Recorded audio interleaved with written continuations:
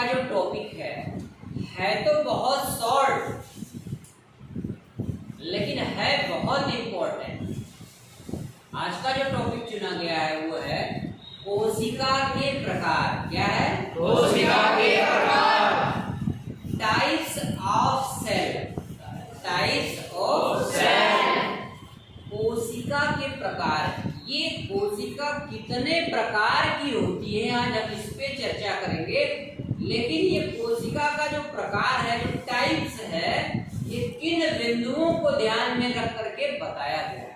तो यहाँ देखो एक लाइन हमने लिख रखी है, केंद्रक की उपस्थिति तथा संरचना के आधार पर।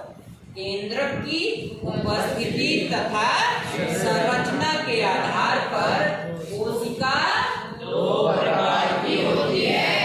केंद्रक की उपस्थिति और उसकी संरचना कैसी होती है, इसके आधार पर कोशिका दो प्रकार की होती है।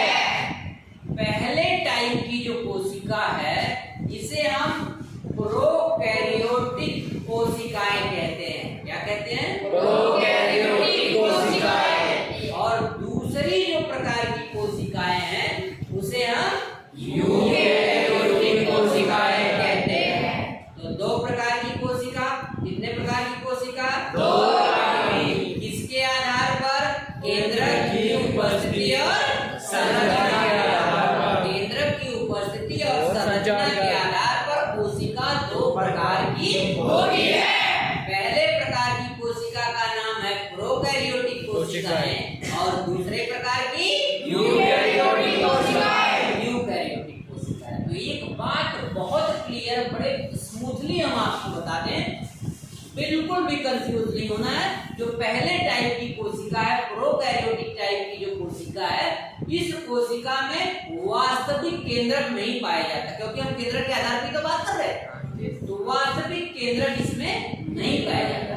इस प्रकार की कोशिकाएं सिर्फ जीवाणु और नीले हरे शैवाल में पाई जाती है। तो देखो जो पहले टाइप की है वो सिर्फ और सिर्फ किसमें पाई जा रही है? जीवाणु तथा नीले हरे शैवाल में। जीवाणु तथा नीले हरे शैवाल में। अब बचा एक, मतलब दूसरा।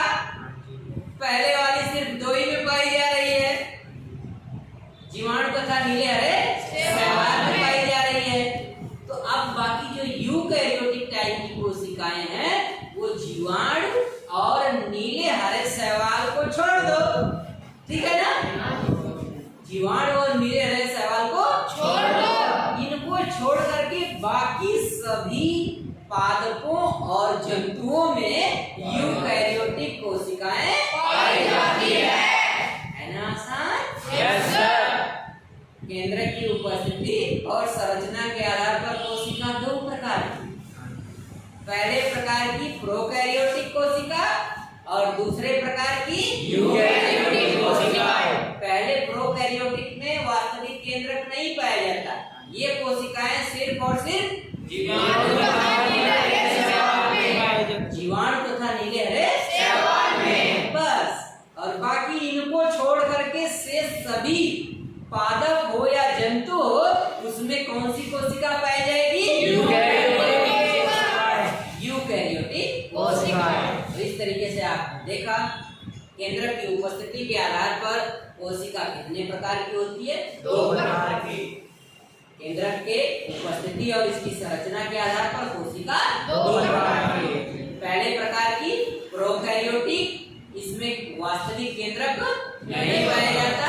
ये सिर्फ जीवाणु